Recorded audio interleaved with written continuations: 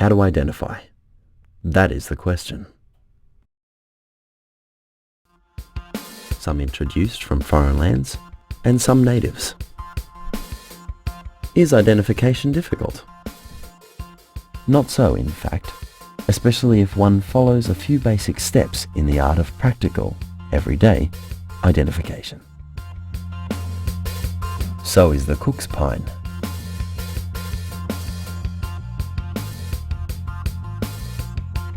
Off the coast of Australia, these two species evolved independently on separate islands.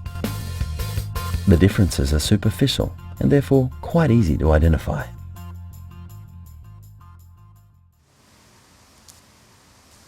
Just crush one in your hand and you can quickly smell the perfume. These trees had to be removed to make way for street wire supports. These were not poles for telegraph or electricity, but for telephone wires.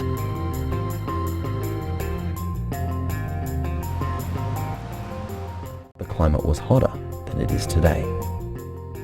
Australia started to break away from Antarctica around 100 million years ago. At the time, Antarctica was still covered in tall trees. Brushbox is by far the most common street tree in the large cities of Australia. Sometimes it looks like whole suburbs have been built around this densely foliaged species. It occurs naturally in one isolated.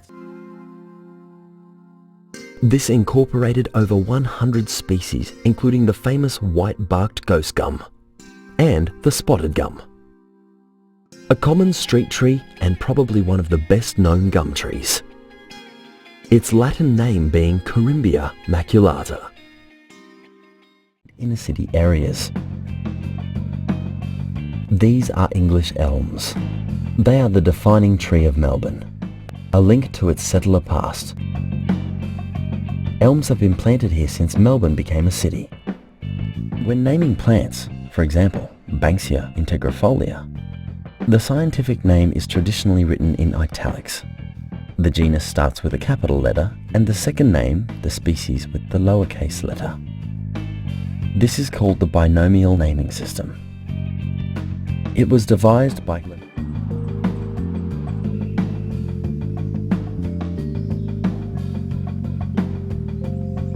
During the 19th century, extensive logging in Victoria cut down most of the regnans, or mountain ash as they are sometimes called. Selective logging still goes on today. Back in 1880, a government surveyor measured a felled This bizarre-looking tree is very much Australian, with only one species out of more than 70 occurring outside of its borders in Papua New Guinea. It's the stem. The number of these teeth-like leaves will tell which species the tree belongs to. And the female tree has inconspicuous flowers, usually red in colour.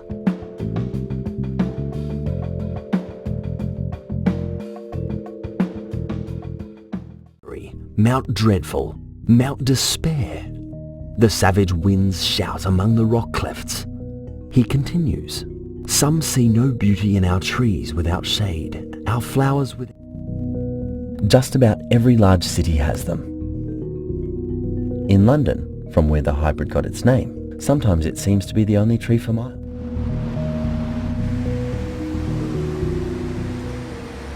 No one tree has aroused as much passion as the London plane. Over 2,000 of them. Included among them, and unbeknown to them at the time, they had examples of a tree that was going to define a whole nation. This couple of species that they took back with them to England was later to be named as the greatest tree genus of all time.